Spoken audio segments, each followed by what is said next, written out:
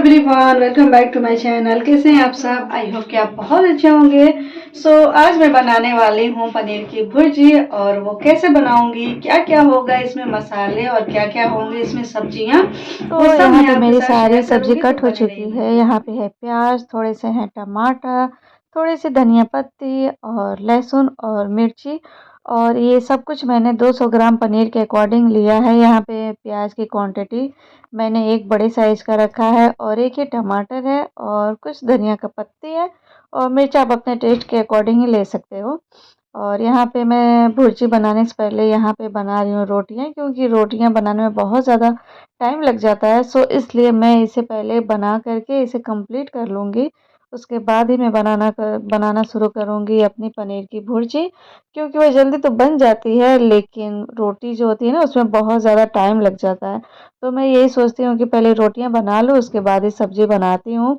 और अगर बहुत ज़्यादा जब जल्दबाजी होती है तो दोनों को साथ में ही करती हूँ। बट आज मुझे कुछ जल्दी नहीं है, इस वजह से मैं पहले रोटियाँ बना रही हूँ। और यहाँ पे ऑलमोस्ट बन गए हैं, तो अब मैं बनाऊंगी अपनी पनीर की भुर्जी। तो यहाँ पे मैंने अपने गैस पे रख दी है कढ़ाई और ये हीट गर्म भी हो गया है। तो अब मैं इसमें डालूंगी अपने ऑयल। आप किसी भी ऑयल का इस्तेमाल कर सकते हो। मुझे सरसों का तेल पसंद है इसलिए मैं उसका इस्तेमाल कर रही हूँ। आपकी मर्जी, आप जो भी डालो। तो वो डालने के बाद मैं डालूंगी इसमें थोड़ी सी जीरा और इसी के साथ में मैं डालूंगी अपनी कटी हुई सब्जियाँ। और सब्जियों में सबसे पहले जाएगा मेरा हरा मिर्ची और लहसुन जो मैंने काट करके रखा है। इन दोनों को मैं इसमें डालूंगी और थोड़ी देर इसे फ्राई करूंगी। और फ्राई होने का मतलब ये है कि जब तक ये रेड ब्राउन ना हो जाए तब तक हमें इसमें भूनना है। तो ये हो गया है हमारा। और अब मैं डाल रही हूँ इसमें अपने कटे हुए प्याज, और प्याज का भी वही करना है। जब तक ये हल्के से ब्राउन ना हो जाए तब तक हम इसे इसमें फ्राई करते रहेंगे। और ये जैसे ही हो जाते हैं उसके बाद मैं बाकी की सब्जियां भी इसमें ऐड करूँगी।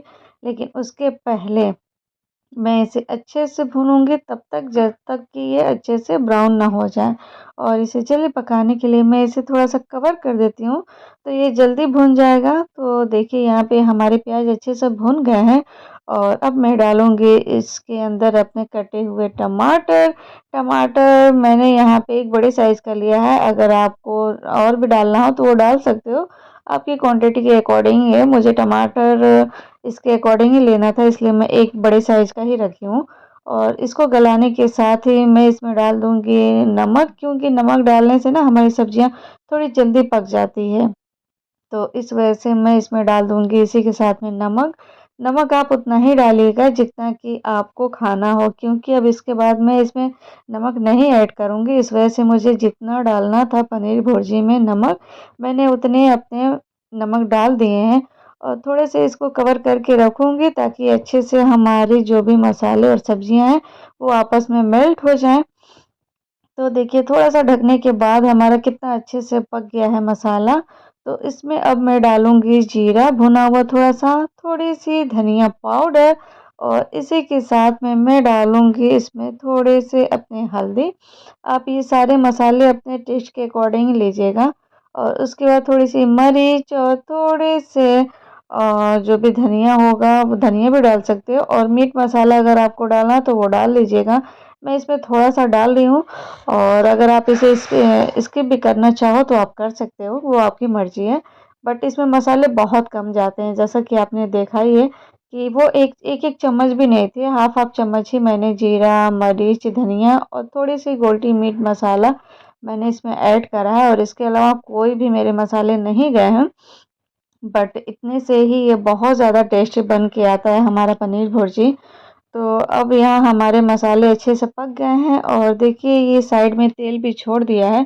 इससे प्रूफ होता है कि हमारे मसाले अच्छे से पक गए हैं। तो अब मैं डालूंगी इसमें अपने पनीर। और पनीर को कुछ इस तरीके से मैश करके हमें डालना है मसालों के अंदर। और मैं आपको बता देती हूँ कि मैंने पनीर यहाँ पे 200 ग्राम लिया था, उसके अकॉर्डिंग मैंने सब्जियाँ भी ली थी। अगर आपको पनीर और लेना है या फिर आपके घर में मेंबर ज़्यादा हैं तो आप पनीर भी ज़्यादा कर दीजिएगा। और इसी के साथ में जो भी हमारी सब्जियां हैं या फिर मसाले हैं उन सब की क्वांटिटी आप बढ़ा दीजिएगा, वरना फिर जो भी हमारा फ्लेवर है ना वो निकल के बाहर नहीं आएगा पनीर ज़्यादा हो जाने से या फिर सब्जियां कम हो जाने से। तो अगर पनीर आपको बढ़ाना है तो आप सब्जियां भी बढ़ाइएगा, मसाले भी बढ़ाइएगा, उसके अकॉर्डिंग ही डालिएगा। और पनीर हमारे इसी तरीके से जाएंगे मैश करते हुए, तभी वो बहुत ज़्यादा अच्छी बन के आती है। और थोड़ी सी डार्क ग्रेवी बनती है ना, तो और भी ज़्यादा बेहतर लगती है। तो मैंने अपने सारे पनीर जो भी थे मैंने उन्हें रब करके डाल दिया है, और इसी के साथ में मैं इसमें डालूँगी थोड़े से पानी। पानी का ये है कि पानी थोड़ा-सा डालने से ना हमारे पनीर और सब्जियाँ आपस में अच्छे से मेल्ट हो जाती हैं, और इसे पकने के लिए थोड़ा-सा टाइम मिल जाता है। तो हमारी सब्जियाँ जो है ना बहुत अच्छे से निखर के आती हैं।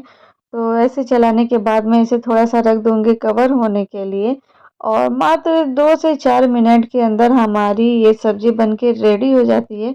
जैसा कि मैंने आपको पहले ही बताया है कि इसको बनने में टाइम नहीं लगता है, जितना टाइम मुझे रोटी बनाने में जाती है, उसके अकॉर्डिंग इसमें बिल्कुल भी टाइम नहीं लगता है।